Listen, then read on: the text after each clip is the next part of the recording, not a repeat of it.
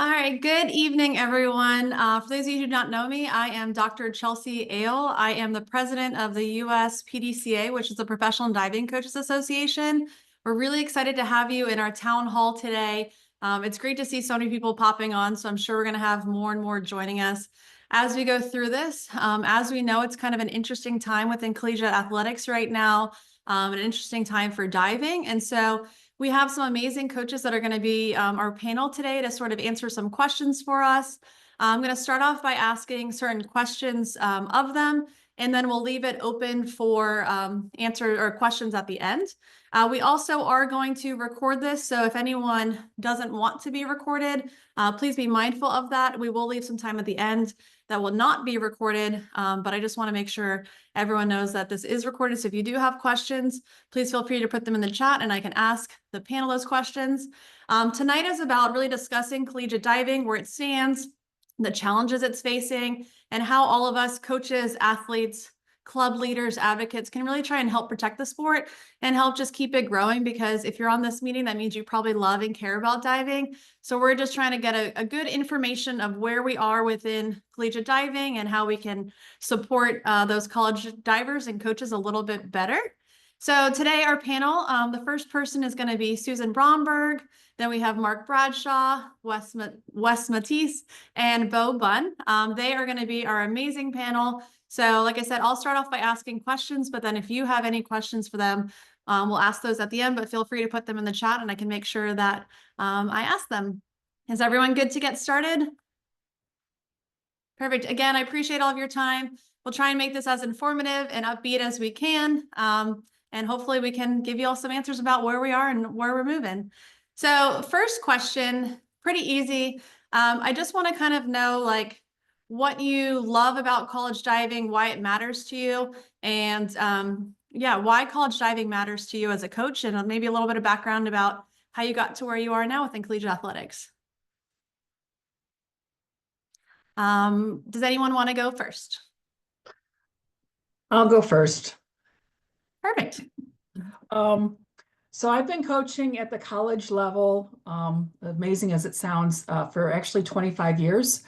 I was at the D3 level for 8 years, and I've been at my current position. This is my 17th year.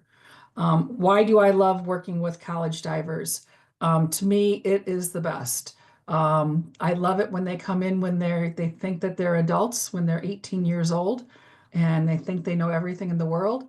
And I get to spend 4 years with them and watching them grow and develop as really wonderful human beings, and knowing that when they leave my program, that they're going to be very successful when they go out into the real world. Perfect. Thank you, Susan. Yep. Bo, would you like to go? Absolutely. So like many of you, I'm sure, grew up, diving in the summer leagues and then junior diving and then getting off to college, where you learn a lot about time management. You learn a lot about who you are, what pushes your buttons, what you react to, especially now in the workplace and the coaching environment.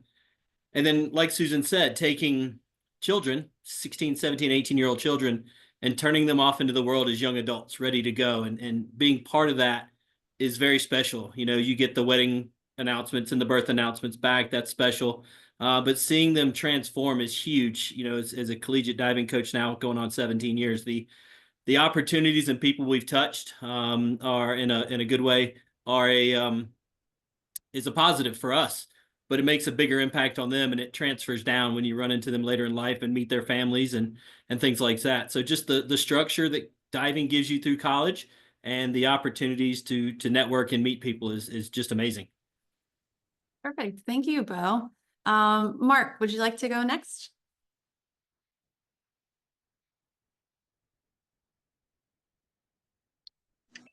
All right. Can you hear me now? Yes, sir. Okay. I had my mute button on. Sorry. I say everything that Susan and Bo just said. My addition would be, from a personal standpoint,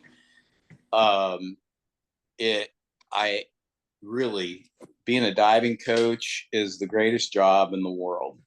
We have a chance to work with student athletes that are between the age of 18 and 22 They're in that transition phase from being kids to true adults.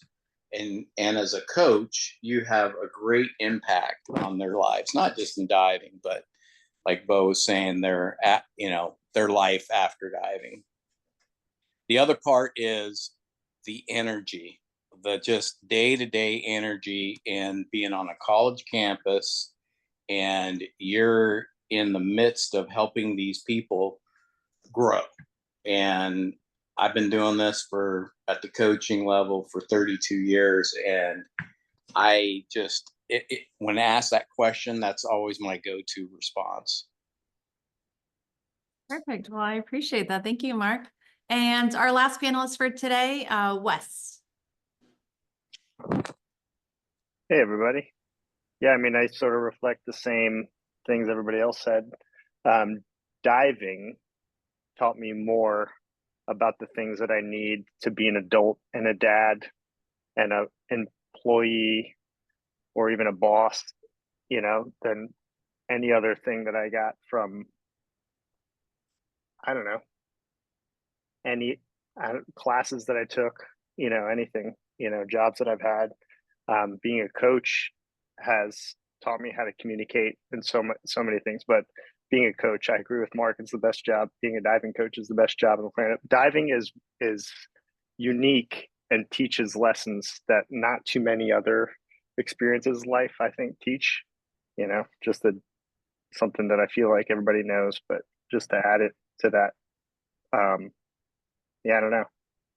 Divers are different. So when they go off into the world, I think they learn lessons in our sport that make them so much more capable than other people, than the normal. I don't know. That's my. Well, it's perfect. So it's safe to say that you all love diving, you care about diving, and you've been involved in it for a very long time. Is that correct? Which is why we're here today, right? We typically, I would think if you're at this town hall meeting, it's because you love and care about the sport. So now I'm going to ask a little bit of a tougher question. So from your perspective, what do you think the biggest threat to college diving is right now? Is it financial, roster cuts, House versus NCAA, NIL? There's a lot going on within collegiate athletics. And so what do you think is kind of that biggest threat that we see in college diving? Susan, would you like to go first? No pressure. I was hoping Mark might go first because I saw him raise his hand. Oh, Mark, were you raising your hand?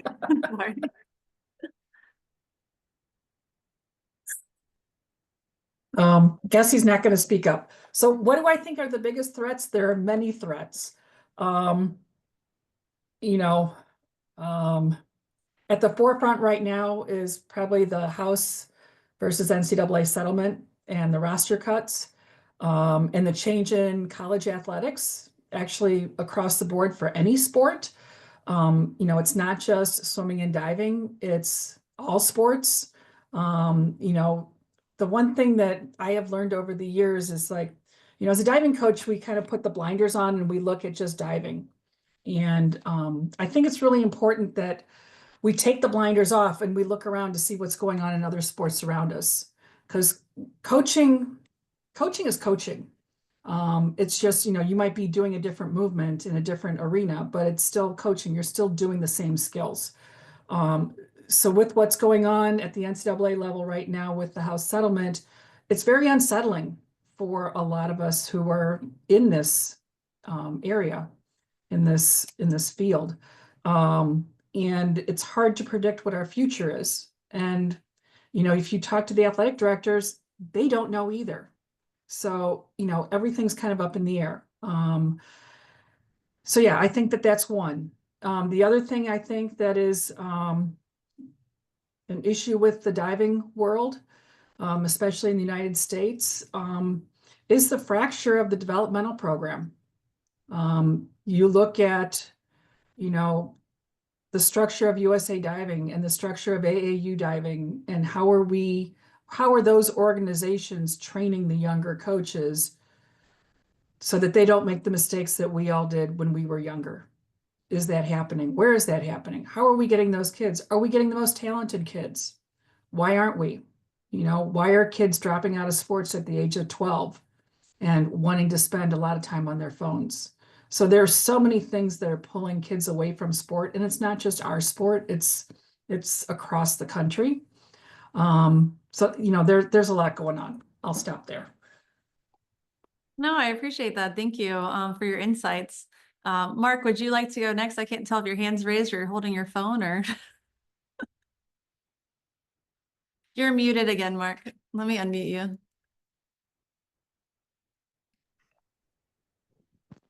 How about now?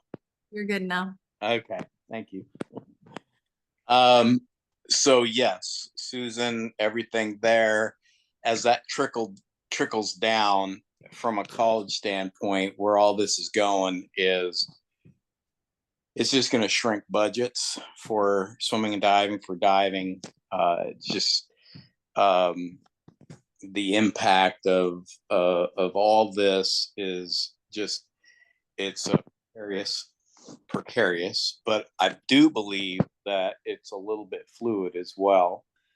As I just read, I saw the article on Friday from the judge that's hearing the case of NCAA in the House, and it didn't seem like she was too pleased about hearing from walk-on student athletes how they were losing opportunities, so they may go back to the table on that.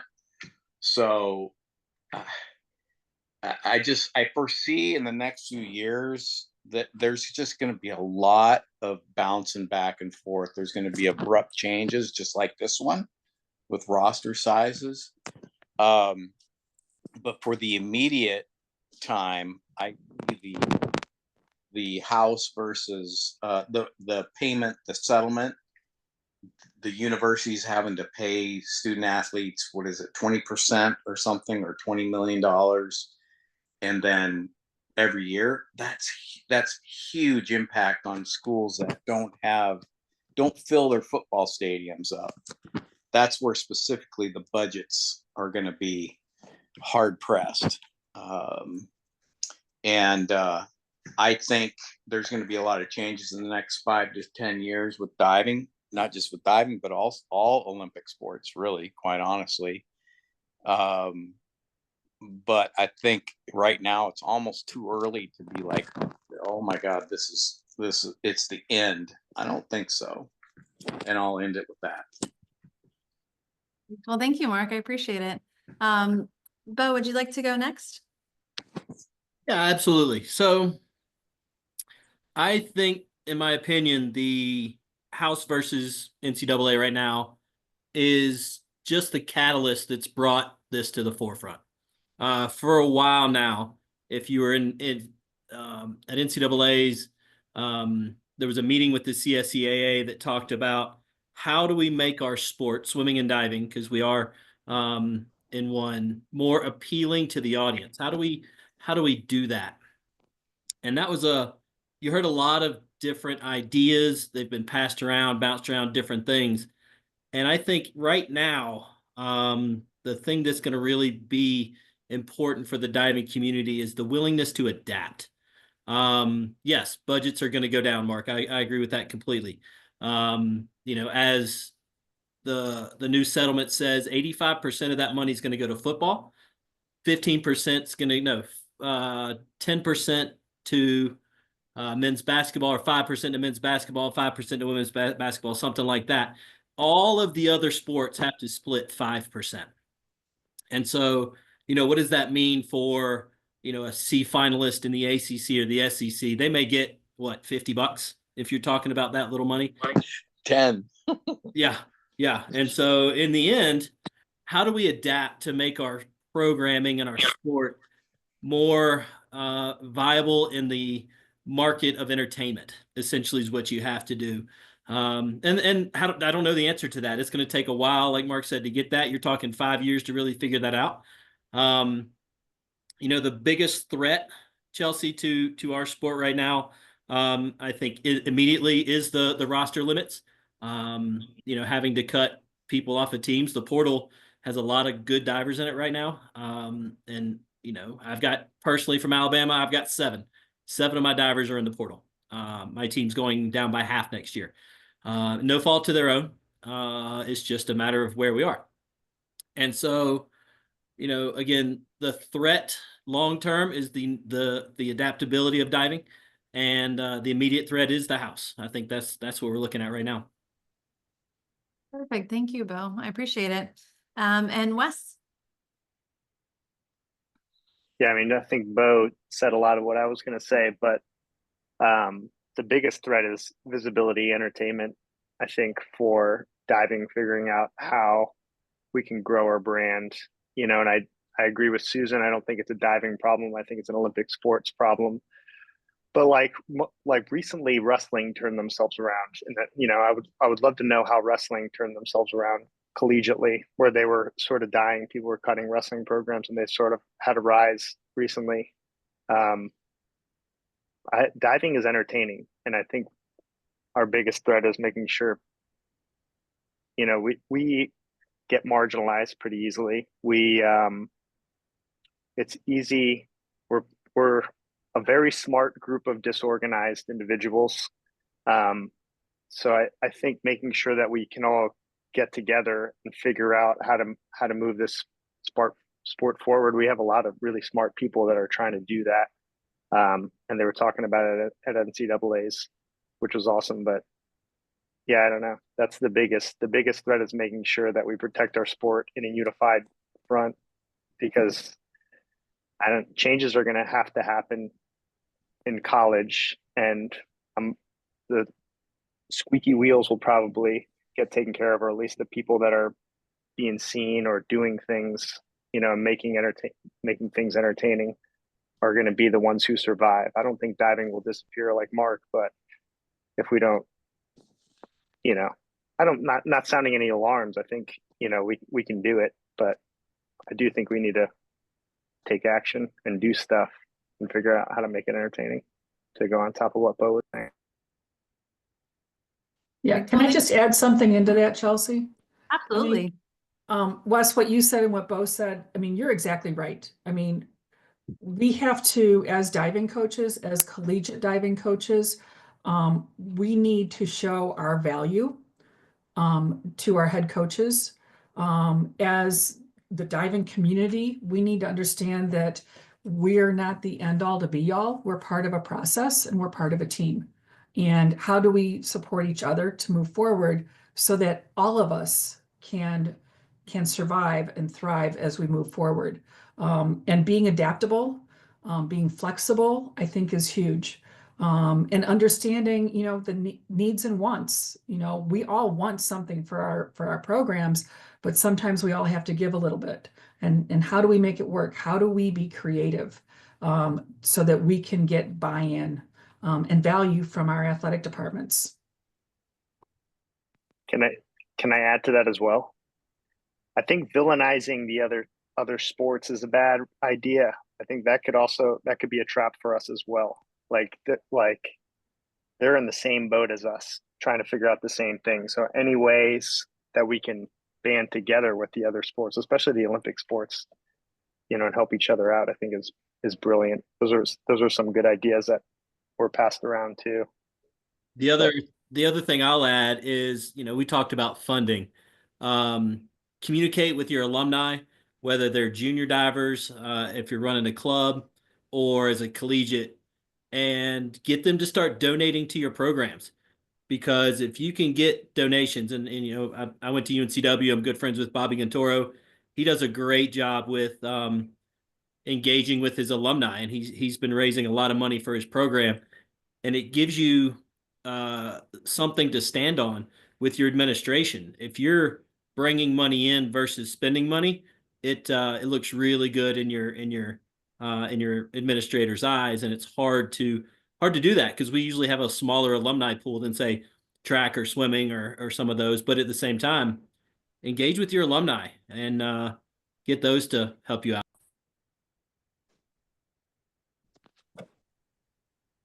Thank you, everyone. So some of you kind of touched on this a little bit, and there's so many different facets of like what you all brought up that are incredibly important to talk about. I think right now a lot of people are worried about NIL and House versus NCAA and what that means. And so some of you touched upon it, but can you all kind of address a little bit more how you think the changes with NLI or NIL, not NLI, NIL, House versus NCAA are affecting divers and diving programs that might not be that obvious yet? Or are you seeing any changes and shifts because of NIL? No, not for me personally. Can you hear me?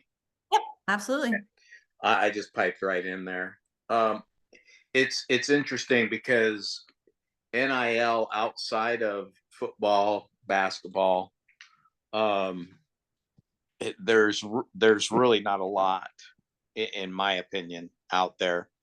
I think that at some of the more prestigious or more, let's say this,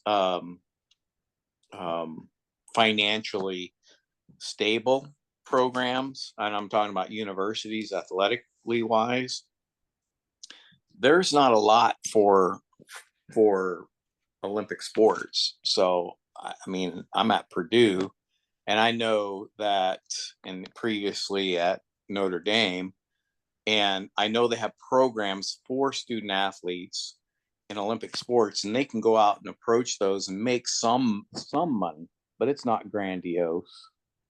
And that really has no impact on what we're doing.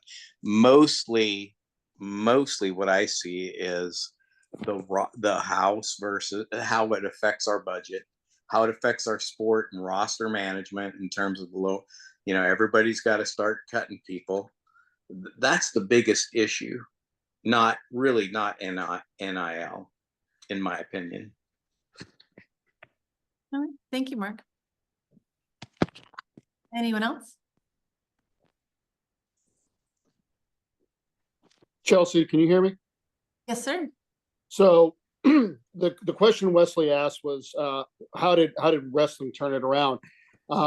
Best man at my wedding was a wrestler, and he's a Division I wrestling coach right now. They saw this 15 years ago when there was initial conversation being had of the super conferences and people trying to align in the Mountain West and things like that with the Pac-12. Wrestling saw it as a fundamental, basically a fundamental crisis for their sport. So what they did is they got ahead of it. They made alliances with media outlets, ESPN. Initially, the Flow Wrestling was a huge one for them in terms of their streaming platform, basically in the infancy. We're behind the 8 ball now, unfortunately. And I'm a swim coach as well. And I fundamentally am an advocate for diving. I have been for a long time. I was very fortunate to be at the University of Nevada with Jin Lee Yu. So she's forgotten more about diving than I'll ever learn in my entire life. But now more than ever, I think conversations are being had both with swimming, diving, tennis, even track and field is having their issues as well. I've talked to numerous Division I track coaches, especially men's coaches, and they view it as their sport is going to be on the chopping block too. We run into the problem of that facilities cost way more for swimming and diving than that's the rub. That's the massive one. Liability, insurance, chemicals, you name it. If you're outdoors, you got a little bit easier break, but if you're indoors, man, heating, cooling, the whole nine. So it's going to take all of us together to figure out how to make it marketable. And I think more of the old school, I hate to use that term, but who think everybody should just flock to our sports are realizing we've got to make it more fan friendly, and swimming's having the same conversations that maybe we got to make it a little more appealing to the television market. And I think, as you just saw with the Olympics and adding the 50s of stroke, that is a TV friendly situation. I personally do not like the 50s of stroke, but I understand it's exciting. And diving is exciting. I loved when they added synchro years ago because I thought that made it more TV friendly. But wrestling saw this, and the biggest advocate they got is the development of women's wrestling to pair with it. That has helped them immensely. So I wish I had a better answer, but I know, Wesley, you asked the question, how did wrestling see this? man, they forged alliances real early on because they were already at a crisis for their sport. And we kind of buried our heads in the sand. Now it's time to wake up. Thank you for your insight, Eric. I appreciate it. So I know that some of you have questions as well. I'd like to ask the panel some other questions and then answer your questions to make sure we do. But I definitely appreciate you chiming in there, Eric, to give us a little bit more insight about wrestling, kind of like what they did and everything, because that's very helpful for us. As far as the NIL and House versus NCAA, Bo, Wes, Susan, do you have any other insights on that? I don't think NIL is going to affect us that much. Again, you're talking 5% of it split out among everybody else.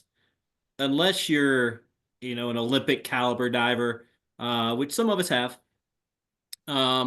you're really not going to see a lot of that. It's going to be a very, very small amount. You're not going to be going out rushing out to buy a new car, expecting a car in your NIL deals. But at the same time, if they're getting something, it depends upon how you can negotiate that, and that's where most of your Power 4 schools now have some type of an NIL center that they can work with and meet with and set up some of those additional contracts with other companies that are out there. It's going to become a personal branding thing.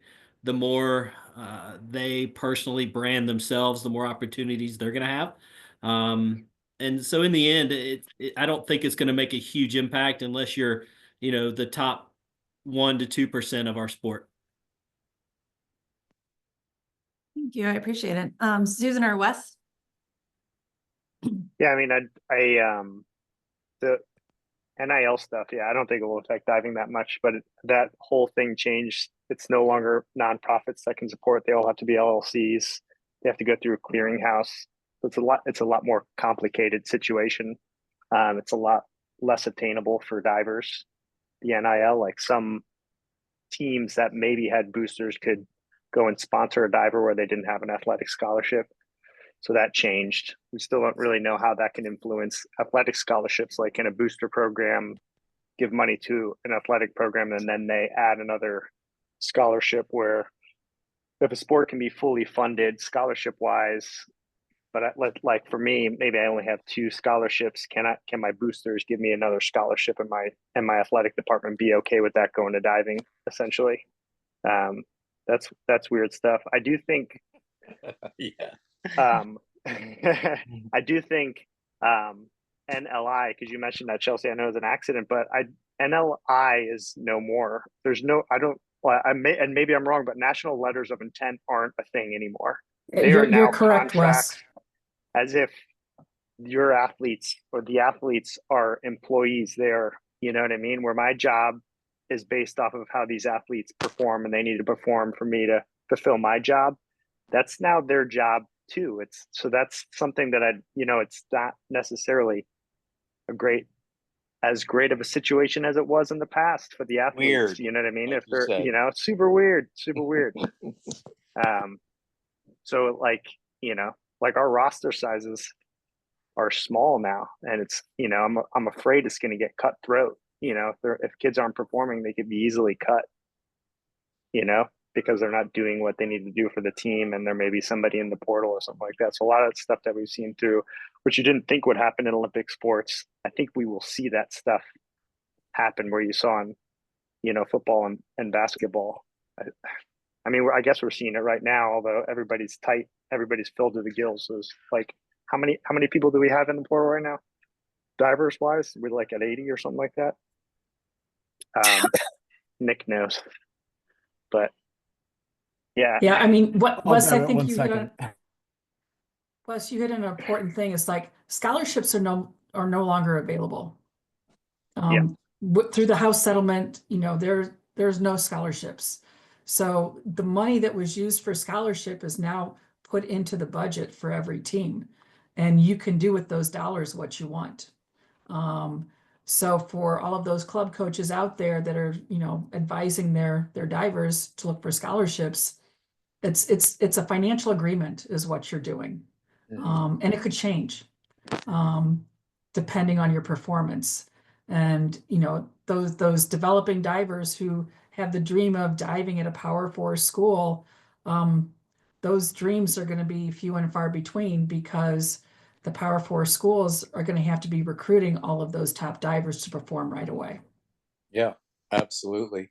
And isn't it interesting how this script is flipped in a snap?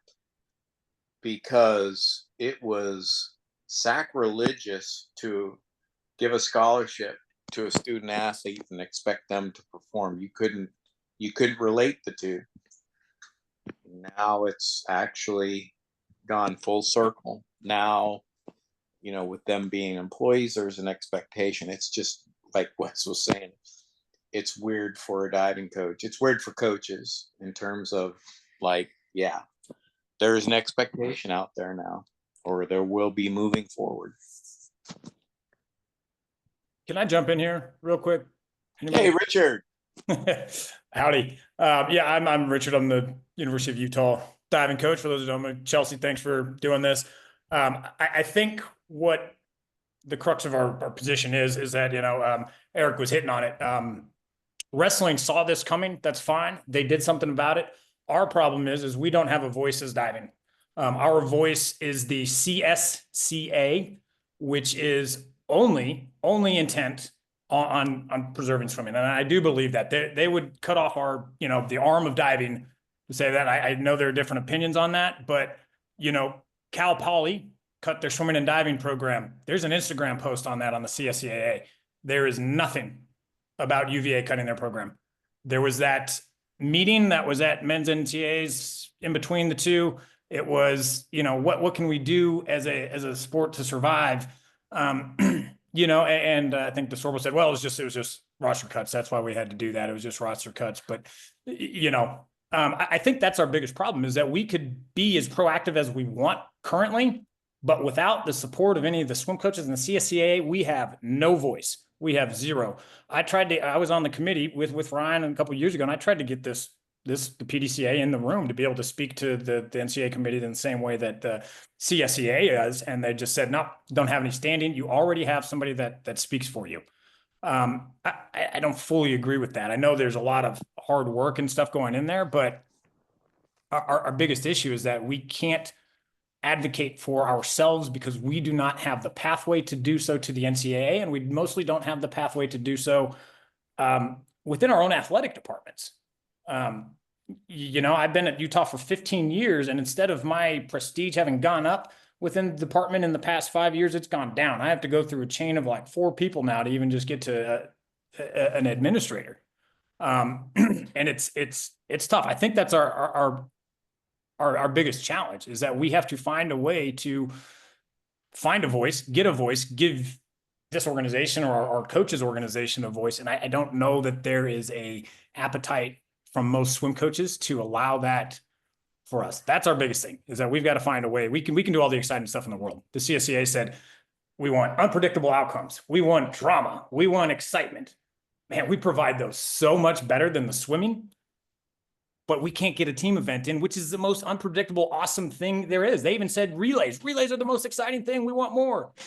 But, oh, yeah, if it's like a diving type relay, nah. It's been 5 years since 4 years since we've been working on that. So I think that's our biggest thing. Thank you. Thank you for your insights, Richard. I appreciate it. I know, it's a touchy topic and a tough conversation to have, because there's no right or wrong answer, but I definitely appreciate your input. I know John Proctor's got his hand up too. So I guess I'll let John answer a question. Well, I'd like to give Richard some props for being a currently employed collegiate diving coach, and just that when you asked that first question, that hands down is the biggest thing threatening our sport right now. All these other sports have the ability to advocate for themselves. Diving is in a precarious position in that it requires a philanthropic gesture from one of two sources, either the NCAA proper, because I would think that they hold the ultimate trump card or swim coaches. And you can't blame the swim coaches. They're in trouble too. You know, everybody's on the Titanic and we don't even have access to a lifeboat. If this ship's going down, after they get done throwing off all the food, the diving coaches are going next because we have weight to us. You know, the point about, you know, well, we just added, I mean, I saw that post about, you know, we just added all these 50-yard events for all the individual swim races. I mean, I'm like, really? Do we need some more swim races at the Olympics, for crying out loud? Like, and we can't get the team event going for diving. You know, I have zero expectation of swimming as a sport to advocate for us in any way. Eric being the exception, Neil Studd being a rare exception. You know, Wes can speak to a stark contrast between a Braden Holloway and a Neil Studd as far as who's into diving and who isn't. But ultimately, you know, it's the same old conversation as far as, you know, swimming and diving goes. You know, I'd like to hear some actionable steps to insulate ourselves or protect ourselves. We have no cover from this at all. And it's been proven over and over again that you can win NCAAs without diving. You know, when I first got into the NCAA, you know, the big thing was, well, it can't cost any money. You can't make a suggestion that's going to cost anybody any money. You know, and I've seen ideas thrown around. Well, what if you increase the point value of a diving event? And let's go ahead and fire up the equity thing that everybody's all fired up about now. You know, well, it's not fair that a swimmer has a start value of 100 points and a diver only has a start value of 60 points. You know, maybe the diving should count more, or maybe we should add the team event and count it double like a relay does, or whatever. I mean, those things don't cost any money. I actually think that changing the point value of a diving event is the most cost-effective way to do it. Make diving events, but you have to have advocacy from the people that are running the CCSCA or whatever it is, which, you know, right to Richard's point, we aren't represented at. You know, it may be a cursory gesture at best, but we have no representation there. We've got to get somebody at the NCAA level that's going to hear what we're saying and say, at the very least, we need to give you guys some sort of cover so that you just don't get run off the road. Anyway, there you go. I'll lower my hand now. Good job, John.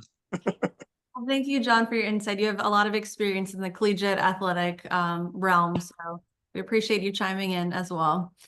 Which actually leads me to my next question. So for our panel, what can coaches, divers, parents, and the broader diving community do right now to help protect and support collegiate diving? So what can we do that is an actionable item that can help us really try and help collegiate diving and do it in a positive, constructive way where we feel like we're making a difference, but we're doing it together and unified?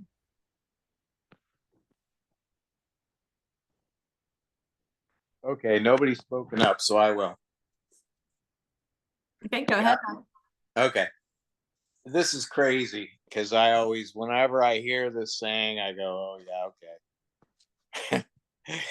I don't know. Maybe it's a cop out. I don't know. Write your congresswoman or congressman about what's going on with this. I saw with that report that I read from ESPN with the latest hearing with the judge, listening to two walk-on swimmers kind of not plead, but just state their case of what's happened to them. One from Utah. Yeah. You know, and it seemed like she was at a pause about deciding things. you've heard it from your parents for years, and for people, write your congressman, congresswoman, about the things going on. So I say that because I really personally don't know what outside of what John just said for coaches that at the Division I level we need to strive for in terms of advocating for more support for diving, from swimming and diving. But that's what I would say. Well, thank you, Mark. Susan? Mark, just to add on to that, I would say, yes, you can write your congressman. I don't know how much Congress is going to get involved with all of this. Yeah. But, Fair enough. but you can take it down a level. If you graduated from a college and you dove at college, write the chancellor, write to the athletic director, make a donation that's specific for swimming and diving. If there are events that are being hosted at a collegiate pool, maybe make some of the proceeds go to the program so that they can see that there's community support behind the programs that are at that facility. And it's just kind of being more visible instead of behind the scenes, be loud, get the word out, but it has to be backed up by donations. Because the biggest way that we will continue to thrive is to making sure that we have the backup in our budgets to make this go through. So there's also like if follow dive teams that you want on social media that you like, follow all of them. Like our community can follow all of them on social media. I think we need to do a better job. Swim and dive, or divers need to do, some teams do a great job, but I think like if you look at gymnastics, or even some of these cheerleading teams where they do like in the life of, it's like almost like a reality show and then do all that stuff. But I think if we can build seats, getting butts in the seats at meets is great, but it's not as big as if like we go and I have a diver who has 100,000 followers, our AD is going to have a little bit, harder problem cutting them, not to mention they're going to be getting money from that. Eventually I think that social media is a way to go for diving programs, but also we need to do a better job creating a product. I'm sure some of you guys are like, I don't know, this is crazy, but I'm trying to figure out how to get eyes on diving and make it entertainment. I don't know how much we go in depth with that, but then I think our community support, if everybody's following all the different teams out there, I think would help as well. Well, Wes, I think you touched on a good point. I mean, if you think about like Libby Dunn and what she's done for college gymnastics, you use the same type of strategy for diving. Yeah. Because I think in our venue, we can seat, I mean, John Proctor, you probably know better than me. We can seat, I don't know, a couple hundred people in our venue. We don't have a big venue. If we're charging $20, a seat, I don't know, what do we clear? We have 5 home meets. We're going to clear like 20 grand or something like that. So I can buy 4 new diving boards or something like that. So, but I think you can have a bigger audience digitally if we could, I think that's on us. Or I don't know, maybe it's on everybody. We figure out how to do it. I know Heath and Aaron are on this call. They're doing a great job with the diving pod. I think more of that. I don't know exactly what it is, but if everybody's trying to do something and something works, then it works. And everybody leans into it. Something is entertaining, start following it, repost it or something like that. Start building a following. Yeah, it's a great idea. I think. Just say one more. I think all of these are great ideas, but I think you get back to the core issue of if you make diving too big of a spectacle, if we become too big of a draw, and we outshine a swimming event or something, you're almost shooting yourself in the foot a little bit. I think the primary focus here needs to be I'm not saying you got to separate from swimming. I mean, maybe we do, maybe we don't. I'm sure there's people on both sides of the fence with that, but we've at least got to get some cover. We have to be able to represent ourselves. If we don't have that, I think you're pissing up a rope. You know, it's like we're going to a gunfight with a salad fork in our hands. We got to get some kind of cover somewhere. The only other thing I would say is I think where this thing is headed right now, and I don't know that it's stoppable in the immediate near future, is you've got your Power 5 schools, the big D1 schools. You know, it's the line's in the sand now. You're good right out of the box, or you don't have a spot there. So I do think we need to be thinking about, you know, mid-major, D2, even D3 schools, as that's going to be the incubator now, because the kids that used to have the opportunity to go and walk on and become something at a big D1 school, that's gone. That's out of here. At least for right now it is. So, you know, I think, I mean, maybe that's an opportunity to maybe try and steer, you know, when you talk about NIL or talk about, you know, just basically the opening up of the floodgates for where these dollars can flow from. You know, maybe that's where we need to be thinking about. We need to maybe try to bolster that, at least until we get to a point where, you know, maybe we're allowed to do the walk-on thing again. Maybe you're allowed to do some developmental kids at a big D1 school that have potential.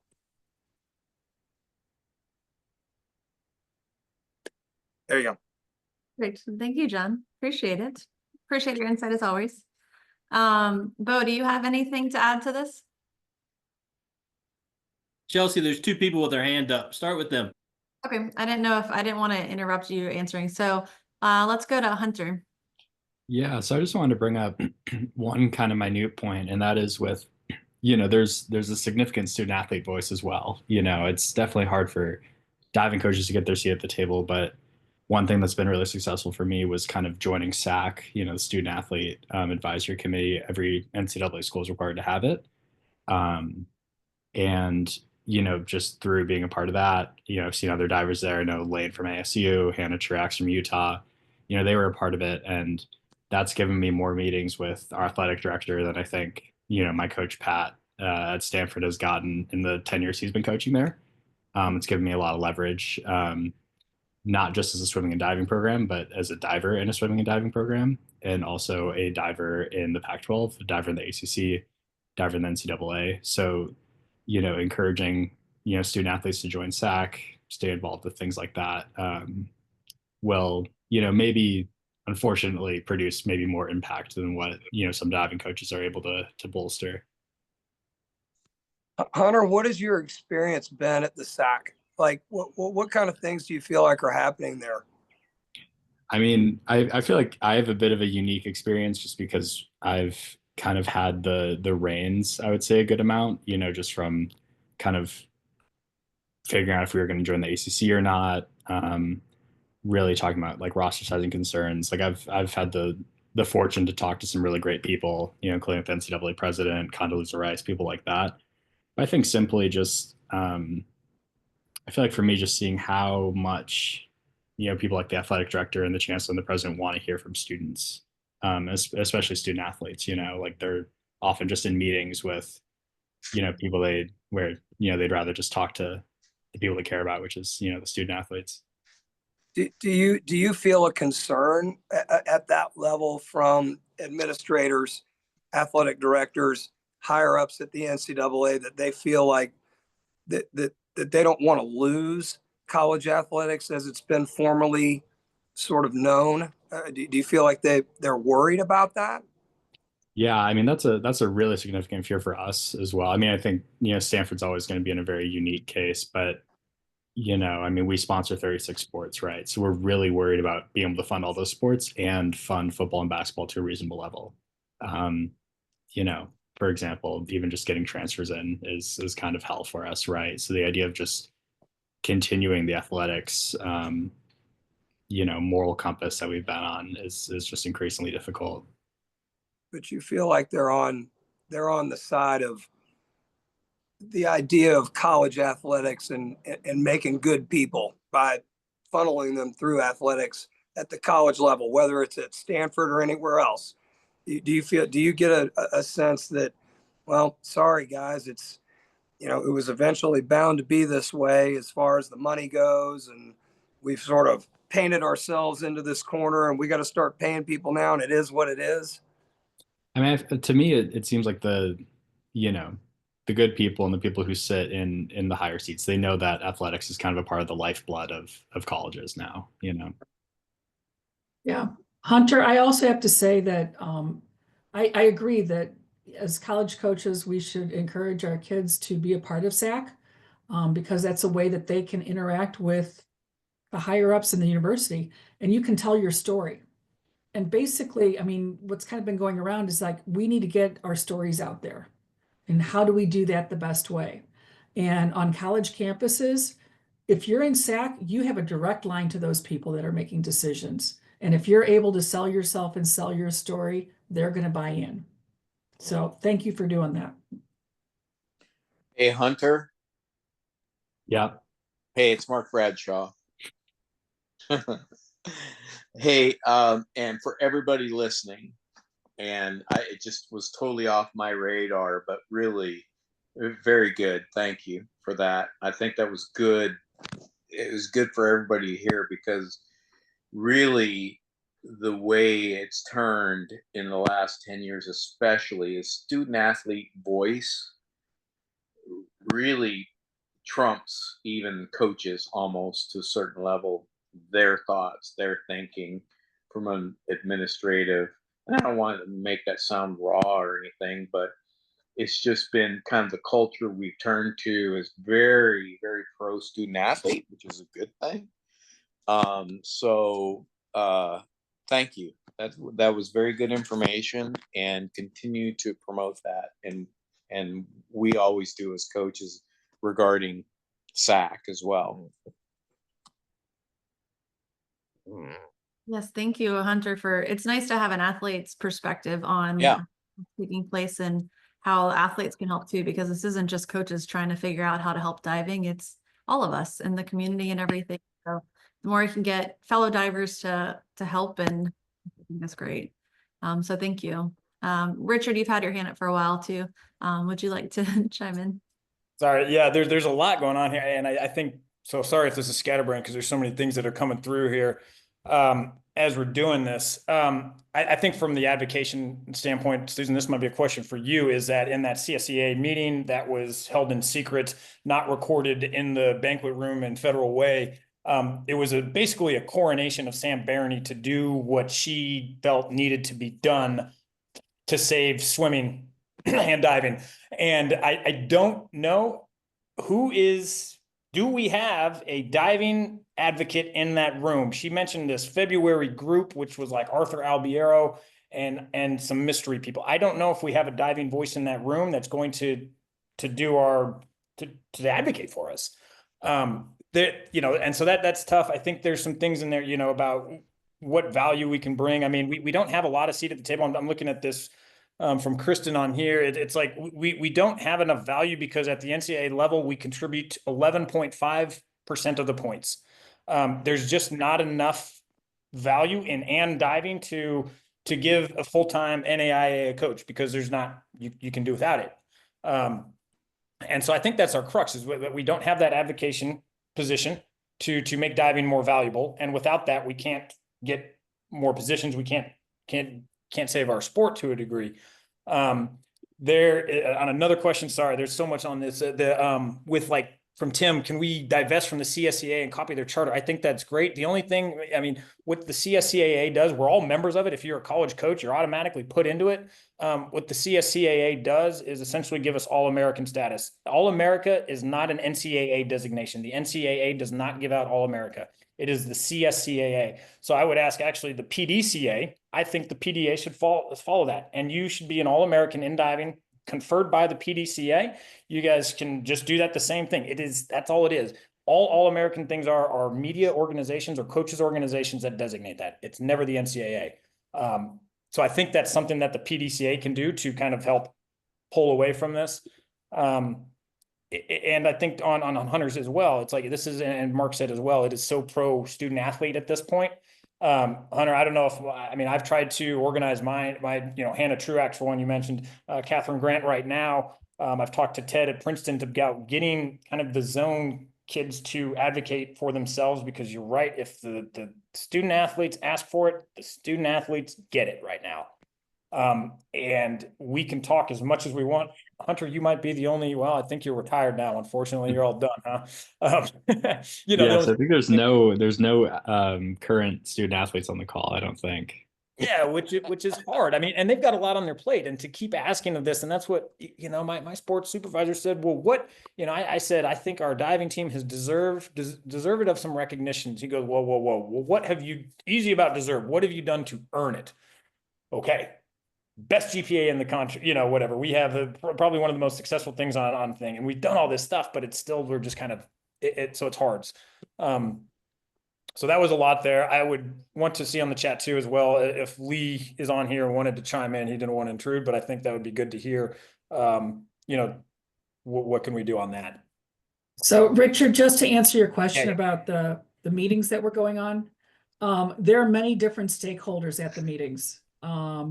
There's representatives from the USOPC representing both swimming and diving.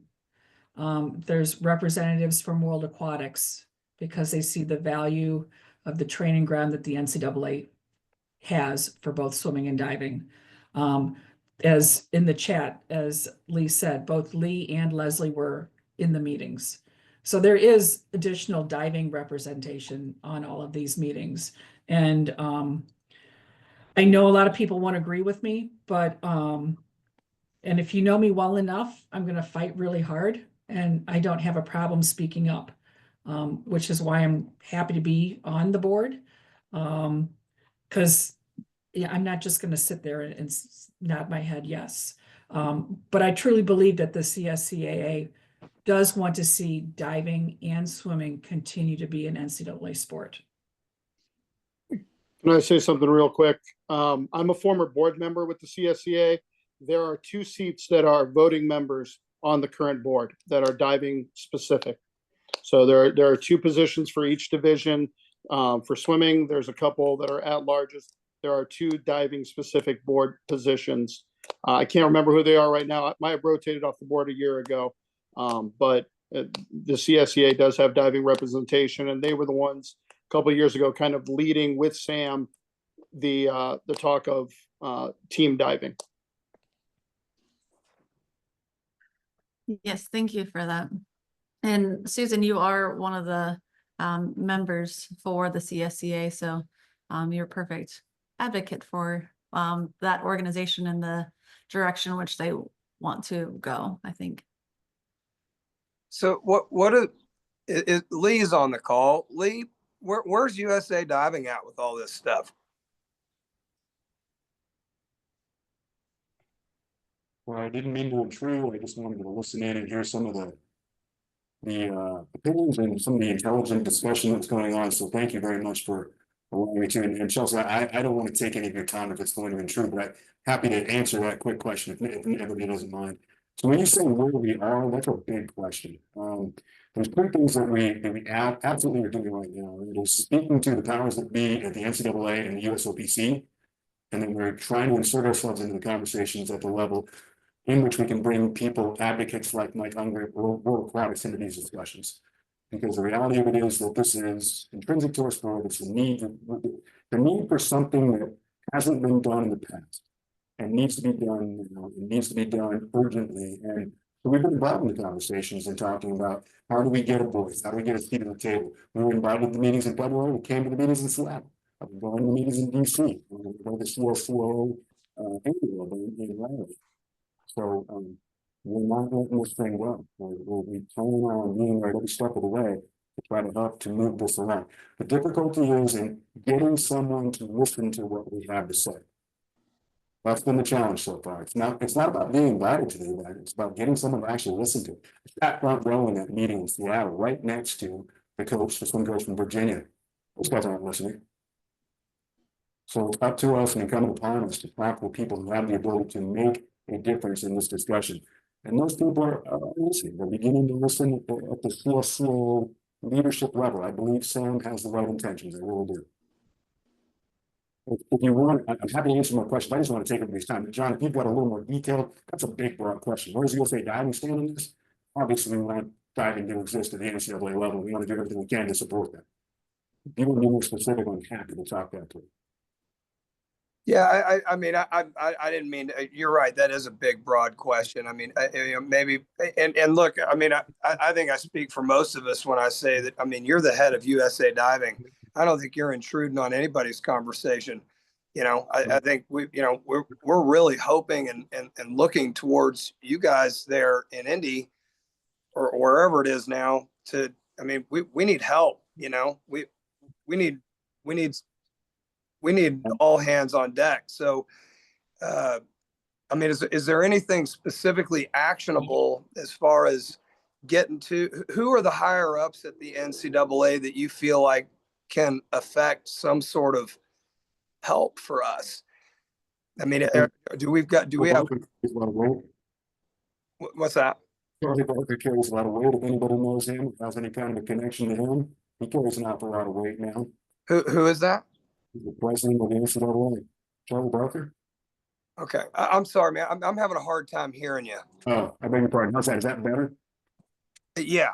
Okay, let me try to get a little closer to my phone. I think that there's a couple things that stand out to me when you ask about what are things that we can do. Actionable items right now. We can begin to talk to the universities themselves. If you've got connections with athletic directors, absolutely open up those doors of communications. If you've got connections with people that are strong, large, visible alumni and supporters of programs, open up those windows of communication right now and start talking to them. Get them involved. It doesn't mean they have to necessarily write a big check. What they do have to do is pick up a phone, write an email, give somebody, let people know that they care about this issue. Begin to have those discussions. The conferences are powerful. They can exert influences. The athletic directors at each individual school are going to have a huge say in what ends up happening at the end of the day in this discussion. So if you've got those connections, if you know those people, you'll start talking to them. You know, Mark said something pretty, it's still maybe cliche. Write your congressperson.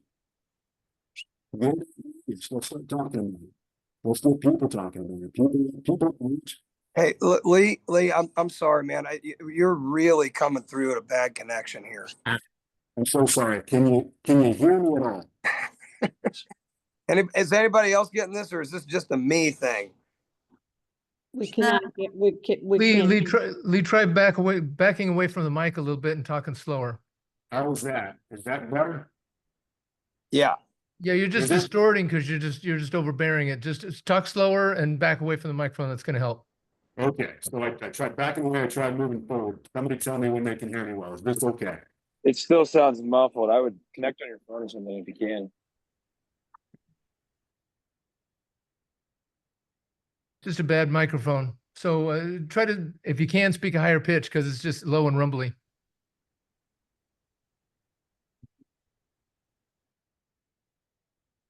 Stand on your head and turn around. It's going to sound better. No, I'm kidding. Is that better? Can you hear me?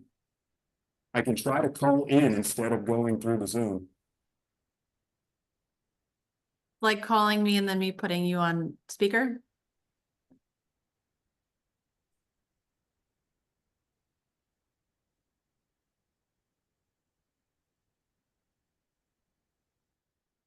Yeah, I could call Chelsea. If you can hear me, I could call you and you could put me on speaker, or I could call anybody for that matter. I could put me on speaker.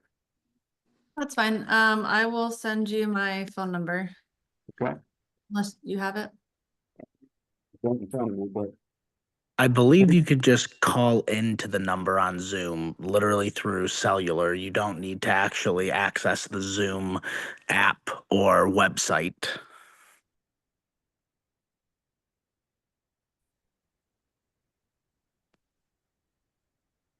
Well, how about while Lee is calling in from a different device, I ask the panel just another question that I wanted us to talk about, if everyone's okay with that.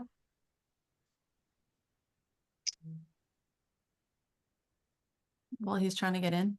I guess my question would be, how can we better connect club diving, high school diving, and college diving to create a stronger pipeline and community for each other. Like, how can we all, we're talking about these ways to come together, but diving is all levels. And so what can we do to sort of support all levels of diving together? Chelsea, I think they said it earlier, put butts in the seat. As coaches, we go to meets to both coach and some recruiting, but bring the club kids to the college meets, bring the college kids to the club meets. I'm hosting Zone B, and I'm trying to get my college kids just to show up and watch, because those younger kids look up to the college kids. And quite honestly, many of those college divers have been in that position before. So they need to kind of give back just by showing up. So I think just getting in the seats and helping clubs become financially stable, growing their numbers. USA Diving used to have a great grassroots program that I think is kind of gone away. I think I've got a book from like 2010 that I picked up somewhere. I'd like to see maybe some more of that come along a little bit more as well, and how to bring college divers back to coaching. They're so busy during the summer. Sometimes coaching is a good bridge between the club and the college. So I think there's a lot of ideas, but I think it starts with just, like we said earlier, putting butts in the seat. Thank you. I appreciate that. Mark, Susan, or Wes? I also think that, doing like these town halls is good. I mean, years ago, there used to be a convention, and that was a great space where we could share ideas and support each other. And that's long gone. And so there needs to be a way that people can connect across the country, have open and honest discussions in a non-threatening manner, so that we can all come together, come up with ideas that can grow our sport and make our businesses viable. Because at the end of the line, if we're not growing the clubs, those kids aren't going to be there for the college diving. Well, I will say, Susan, based on that, I just want to do a little shout out to the PDCA. So we are planning an in-person symposium in the fall, kind of like what we used to do with the Aqua Sports Convention. We're trying to plan one in September where we're going to have people come in person and be guest lectures and speakers and have organic conversations with everyone together. And we're also going to Zoom in people as well, so we can make it either virtually or in person. And then we are planning something in the spring too. So we're trying to plan one in-person thing in the fall and one in-person thing in the spring, so we can try and get people to be a little bit more together, unified, have these conversations, and really try and develop meaningful, positive influence and just talk organically and naturally with people. And we also are going to be doing a lot more virtual town hall meetings to try and get people on the same page as well. So we are working really hard to try and make that happen, because we understand how important that is. And I know that's not a panel thing, but this is a PDCA town hall, so I figured I'd put in our PDCA plug for those. So thank you. Wes or Mark, do you have anything? I do not. All right. Wes? I mean, I'm on board with Bo. I think supporting, going to meets, but vice versa. They come to ours, we go to theirs. Yeah, I don't know. Any way to support divers, I think, is the way we do it. I do think, I'll hit the social media thing again, but I do think there's a lot there that we could be doing. Which is just following divers, even if you don't know who they are. Perfect. I appreciate it. Hey, Chelsea. Sorry, this is Jack Perkins. Can I say something? I know I'm not on the panel, but about how we can mutually support each other. Is that okay? Of course. We are an open establishment where we love all suggestions. I think Wes has made a lot of really good points about social media. And the more we celebrate the achievements of our athletes on social media, the easier it's going to be for people to recognize the value of what we do. For example, following each other, that's nice. But, we have a lot of kids who do some amazing things coming out of the programs, not just winning NC2A titles, but also getting into med school, getting internships that are highly valuable. And a lot of the times we get a little myopic. We think diving has to do with diving, as though diving is the most important thing. But our athletes go on to do some amazing things. You know, we have some of the highest SES of our athletes when they leave the sport, but we don't generally tap into that. We don't generally celebrate those things. And then we certainly don't turn around and ask them for money, which anybody who knows me knows I think we should be doing. And, you know, as we're celebrating the achievements of our athletes, if we're doing that both on and off the pool deck, I think it can show the value not only to swim coaches, whatever, but also to the parents, if you're a club coach like I am, or to just the world in general about how great of a sport this is by the quality of the people that come out of the sport. That's just one minor thing. The other thing that I want to say is that when we do have these competitions, and this is just my own small thing with when an athlete goes to college, if there can be some way to communicate with the announcers at these meets to give some props to the clubs that help develop these athletes, that would help build those programs dramatically. You know, if your kid does well in a college meet and the announcer says, oh, by the way, they had, you know, some training at a program somewhere in the country, that's like free advertising. And we don't do that right now. Right now, our announcers sometimes don't even know where the kids were training for 3/4 of their careers as athletes. So if we could help to educate when we do have these media events, if we could help to educate the announcers to actually maybe cross promote, that might be a good way to help build the junior programs, which obviously already have these ties with the college programs. So just small things, but wanted to throw that out there. Well, that's a great idea, Jack. And I know that they used to do this. I don't know if they still do, where if you were in the finals, you had to fill out an information sheet about yourself for events, and the announcer would explain that. But even doing that at dual meets might be a great way to sort of cross promote like you're suggesting.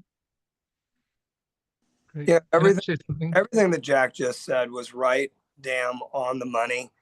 You know, this isn't about the top 16 kids in the country at NCAAs. This is about everybody else. The top 16 kids at the NCAA meet, they're great athletes. They're great divers. This is about the kid that walked on, you know, worked their ass off to learn a 7-meter list to go to their conference meet and is now doing heart surgery in Baltimore or something, you know? Like those are the stories that's where the real value of sport in general comes from. You know, there's a reason they're called Olympians. There's only 2 of them every 4 years. You know, that's not what sport is about. And what the NCAA is doing and what society is doing in general is making this about the worst part of sport, which is just the money. You know, I think we've got to get really good at marketing. You know, like, why am I going to pay $400 a month for my kid to do a club sport program, whether it's diving or anything else, when now there's not a college opportunity available to them, or there's way less? You know, well, it's because they're going to learn how to be a good human being and, you know, become a productive member of society, which should have always been the message. But it's going to need to be even more so now. So cheers, Jack. Thank you, John. I appreciate it. Hunter, you have your hand up, and I know you've got an athlete perspective for this, I'm sure.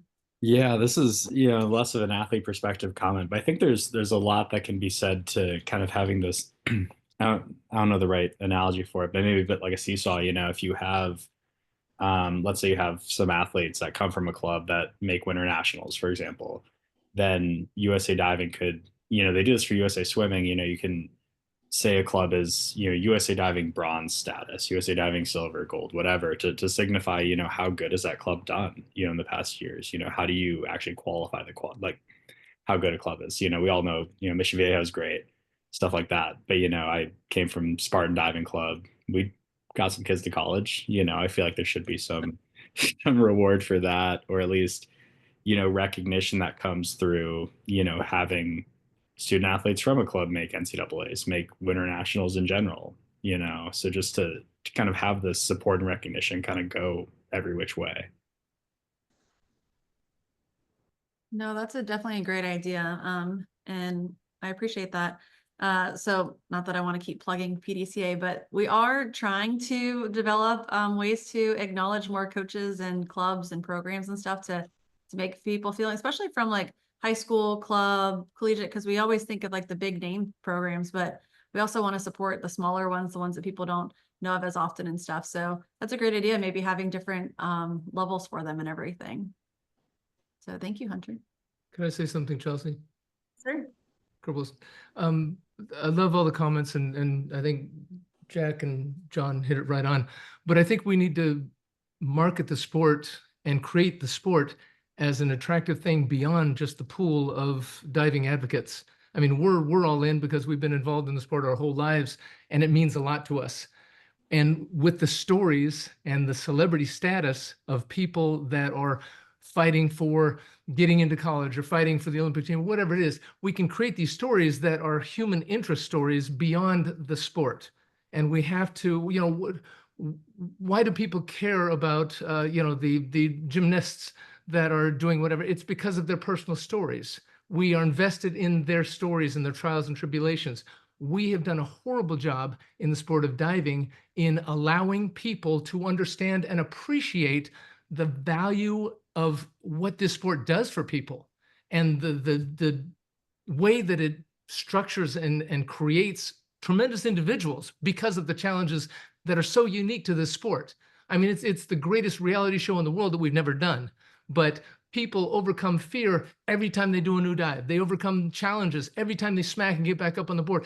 It's tremendous drama. It's tremendous excitement. It's tremendous everything, but it's the biggest secret. We sneak into town, have a nationals, and then sneak out of town. And it's just, we do a horrible job of sharing that with somebody outside of our sport. I don't know the solution to that, except for we have to get involved with the media. We have to get involved with social media. We have to get involved in things with our parents and athletes that go beyond their families to where they include their friends, to where they include their schoolmates, to where they include, we create a bigger circle. Our circle is so small and we keep fighting to hold it in. We need to break it open and let people share it. That's all. Well, that was very well said, and you have a lot of positive comments in the chat right now, Kurt. People love what you're saying, so yes. Fantastic. Thank you. Very But well. I can't watch this die. It keeps getting better. I mean, the technology of what we're doing as far as the sport itself, phenomenal. But again, it's a small organization that we have to continue to push to get bigger. That's all. Thank you. Of course, thank you for your insight. I know I promised I would let Lee speak, so I'm gonna give Lee an opportunity to speak to everyone now. Hopefully it's a better connection. Lee, you there? I am. Can you hear me? Can you all hear him? How's that? Is that better? Fantastic. Okay, good to hear. Better be good now. Yeah, I'll do what I can. I'm just going to take a minute or two. Thanks a lot for giving me a little voice on this. At the end of the day, the things that we have to do is open up lines of communication with people who can actually move the needle. So if you know an AD at a university, if you have the ear of a congressperson, if you have the ear of someone within the NCAA or the USOPC or World Aquatics, these are people that are involved in these conversations. And what we have to do is begin to open up their ears to our voice. We don't have much of a voice. Somebody said it earlier.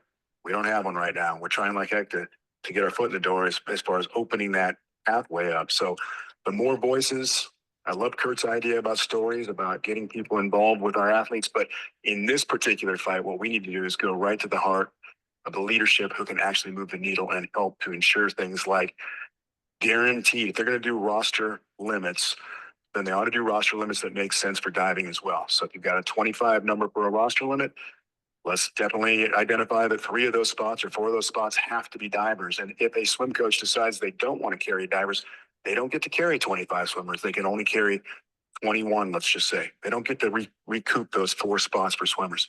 Those are the kinds of conversations. And it's got to be simple, and it's got to be direct, and it's got to be with the people who can move the needle. And I don't want to hijack you guys' time, but that's the best that we can do in the near term. I'm happy to take a question too if you want, or I can just mute myself and let you guys get back to it. Thank you for letting me talk, Chelsea. Absolutely. Thank you for speaking. Does anyone have a quick question for Lee? I know that the USA Diving is going to do a town hall coming up as well. I don't know your date of that, but I'm sure you'll be answering more questions then as well too, correct? We will, and in the announcement that comes out most likely tomorrow, we'll give everybody an opportunity and email address to send questions or comments or whatever you would like us to address. That'll be coming out by end of day tomorrow. Worst case, it'll be out Tuesday morning. I expect that it'll be the following week that we will do the town hall. There's trying to arrange schedules so we can have some other people on there as well has been the difficulty. Otherwise, we would have announced it already. So thanks for the little plug there. Appreciate that. Absolutely. I know John had a question for you, I believe.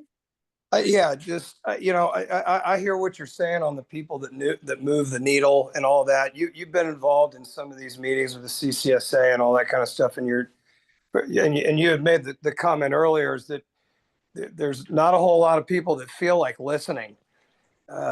Who are the people that you guys, at least, when you're sitting in the room, they're like, we need to talk to this guy, or we need to talk to this woman, or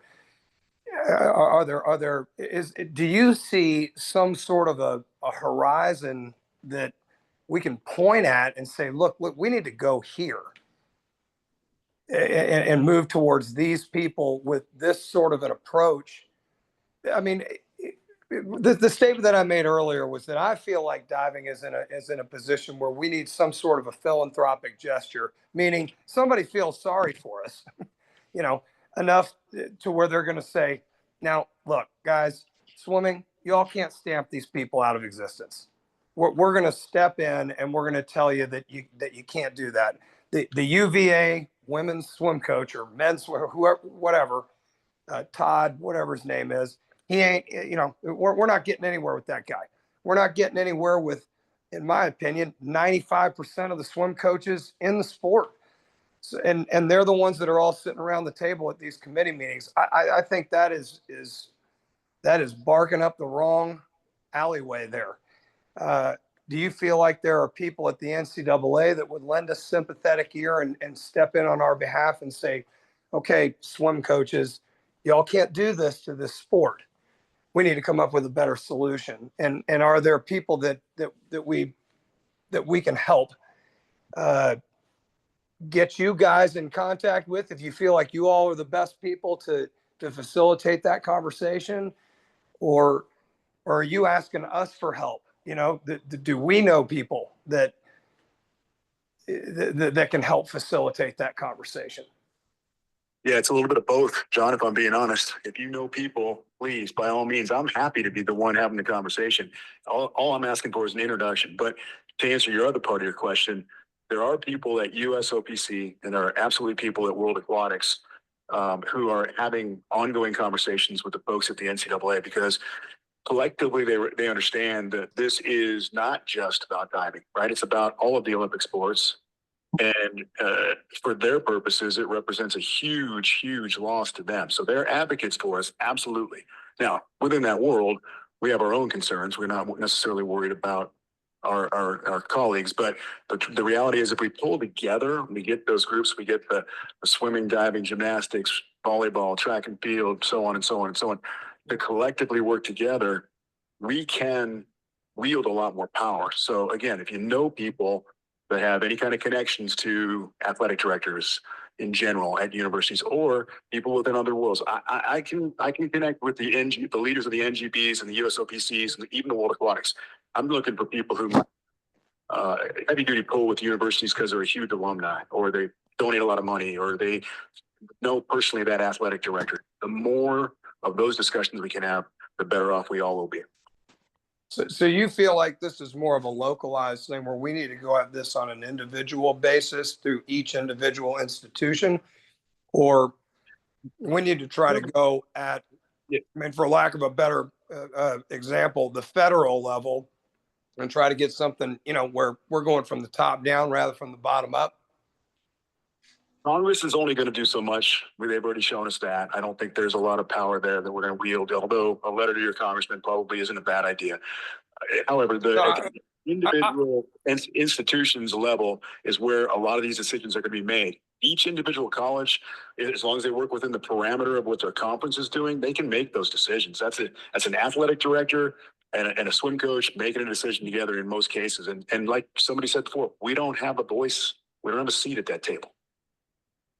Right. And when I said federally, I was sort of using that figuratively. What I meant when I said that was at the NCAA level, rather than through each individual institution. Is it maybe better to think that we go straight to the NCAA? Because I don't even know this anymore. I mean, I haven't been out of it for that long, but I mean, even when I was in it, you couldn't blink your eyes and not have a rule change happen in the next 30 seconds. So I don't even know if the NCAA has the authority over a CCSA or whatever to look at the swim coaches and say you can't stamp diving out of existence. Do we even know if do they even have that authority? It's debatable. The NCAA probably doesn't. The conferences have more power locally, believe it or not, than the NCAA does. But the reality is those conversations at that level are taking place, because somebody put it in the chat. USOPC can't see Olympic sports fail at the NCAA level. They can't. It'll be their downfall. And then World Aquatics by extension can't see it, because none of the aquatic sports are revenue-based sports, at least not at the NCAA level. So again, they have a vested interest, absolutely. So at the lower levels and the local levels, where I'd say we can do the best good that we can. John, can I, on your question about the NCAA, the NCAA, and Ryan, I think Rajul's on this, but in the NCAA committee room, which is where the events of the NCAA and the squad limits and stuff are decided, the NCAA will not make a move without the positive recommendation from the CSCAA. It takes the CSCAA, they hold all the cards in that. And so if the CSCAA does not want to recommend it, i.e. the team event, it will not get in there. That's where it goes. And this is, I believe, most of the way with most sports, it's the coaches association that essentially wields the power to make the changes.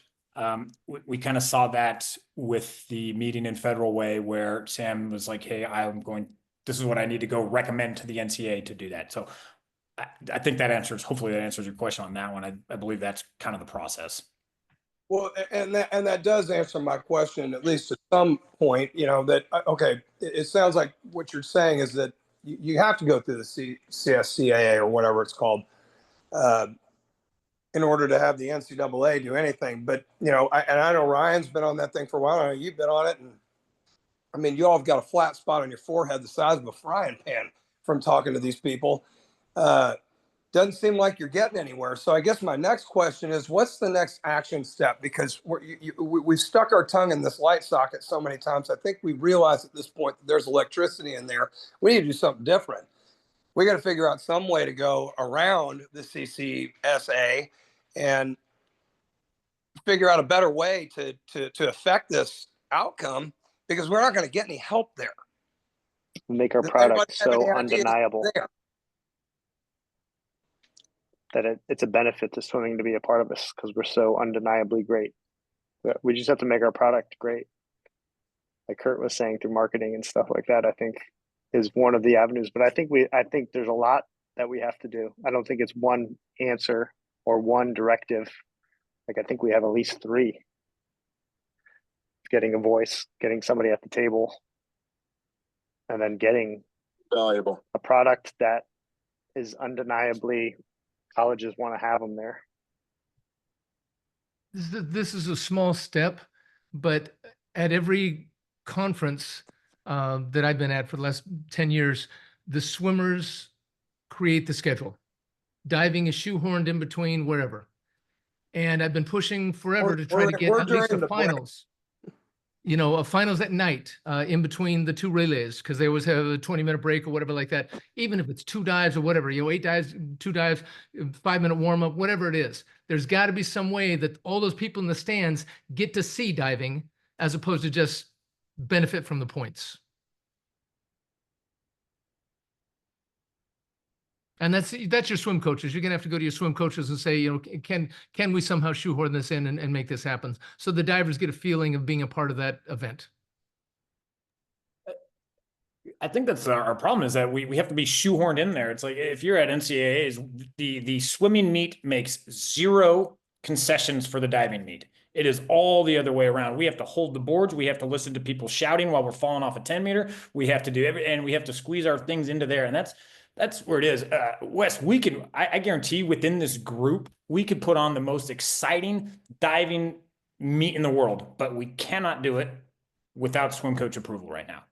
You know, and I think that's the crux of our situation. And there's nothing else that we can do. We can come up with all the great ideas in the world about how to market stories. We can have the greatest stories in the world, but if we have nobody out there that's willing to tell them or that wants to get in there and push that from it just does us no good. That's why I hope this organization and USA Diving and stuff can start being that voice for us, because it is. And I didn't mean to be in the chat like sarcastic. It's like, I know our AD. I've got a great relationship. He wants to shake my hand, but I have to go through 4 channels of people to talk to him. And I think a lot of us are in that situation. And so that's, you know, I guess what I'm asking for, begging for from this group, from from PDCA and USA Diving is to be the voice that a lot of us cannot be, because honestly, a lot of us fear for our jobs. You know, we can't speak up too much, be too loud, because we will be shown the door if we are to. And honestly, I think that's part of the reason I'm not on the NCAA committee anymore. They can say conference alignment all they want, but the Big 12 supported my reappointment, and the NCAA decided that we're going to be done with you. Yeah, man. I don't think we have to do our individual. Richard said it absolutely perfect.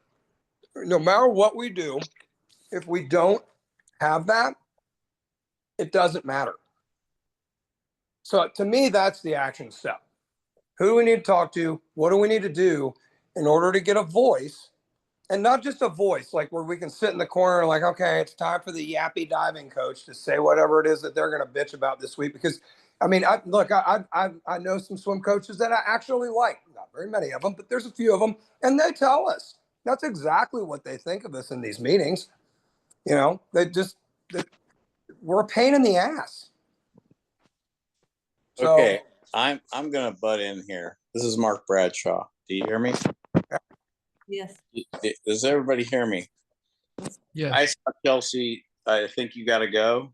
And so do I, quite frankly. I think a lot of this really in-depth collegiate stuff is maybe not totally meant for this town hall, but for us as a group, as collegiate professional diving coaches, well, that's what we need to do. We need to get together and do this. Bottom line, and not just talk, but create a plan. I don't know what that takes at this point, but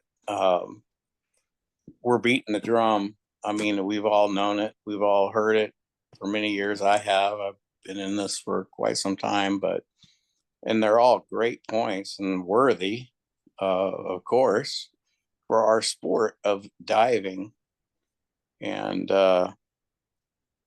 I just think we need as coaches at the collegiate level need to take this town hall, and we need to get together, Zooming or whatever, create a plan for our attack. That's plain and simple. I guess if I could add on to that real quick, I think one thing that I'd love to see just come out of this meeting is just like a Google Doc somewhere, just illustrating where our seats are in the conversation. You know, I've been hearing a couple different places, but I'm just really curious to kind of have them all in one place and really understand what those places are and where we can make ourselves heard. Because I would hate to just hear them in this meeting and then completely forget about them probably by about 9 or 10 p.m. Well, as you guys know, I like to write things recently, so I would be happy to organize all of our bullet points and kind of put something out to share with everyone on constructive, actionable items that we can kind of work towards, or suggestions that everyone's had.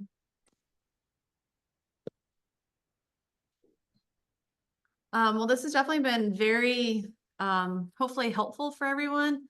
I do want to ask our panelists one more question, and then I can leave it up for questions from everyone else if there is still more time and we haven't gone over too far. I know this is a lot longer than some people are thinking. But my last question for everyone is, in 1 or 2 sentences, what gives you hope for the future of collegiate diving? Because you always got to end on something positive.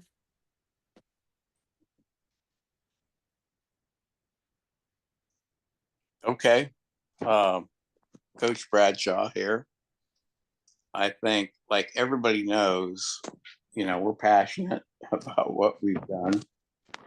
We're all divers at one point and navigated to this point. Diving's pretty much given us everything that we have. I know for me, specifically, it's been my life. And I think the biggest thing that we confront is that we're really a fairly small sport, but it's an exciting sport. It's dynamic. It's incredible to watch. And not just in that, but just in the stories involved with the kids that we work with through the years. And diving's not going to go away. You can hang your hat on that. It may change a little bit, but our sport is worldwide is growing. And especially since when I was a competitor worldwide, it's incredible, the changes and the athleticism of diving. And it's probably one of the more viewed events in the Olympics, I think, still today. So I believe that diving will always be there, and we can hang our hat on that. We got to navigate some tough territory in these next 5 years for sure, but I think we've got enough athletes out there that with the coaching that can kind of push this through. That's my say. Thank you, Mark. Wes, do you have anything?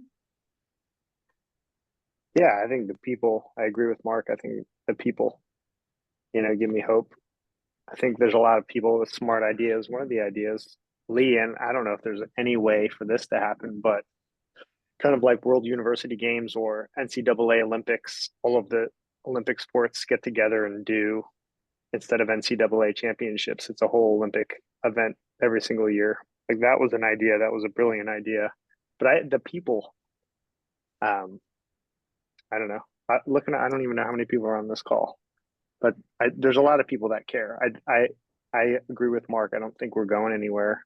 I think there's too many people that care. But I also think the people that care are very brilliant, and have unbelievable ideas. So I don't want to say I think we'll be okay, because I don't want to sit on the bench and be like, we're going to be okay. But, we're going to be okay because people aren't going to sit on the bench,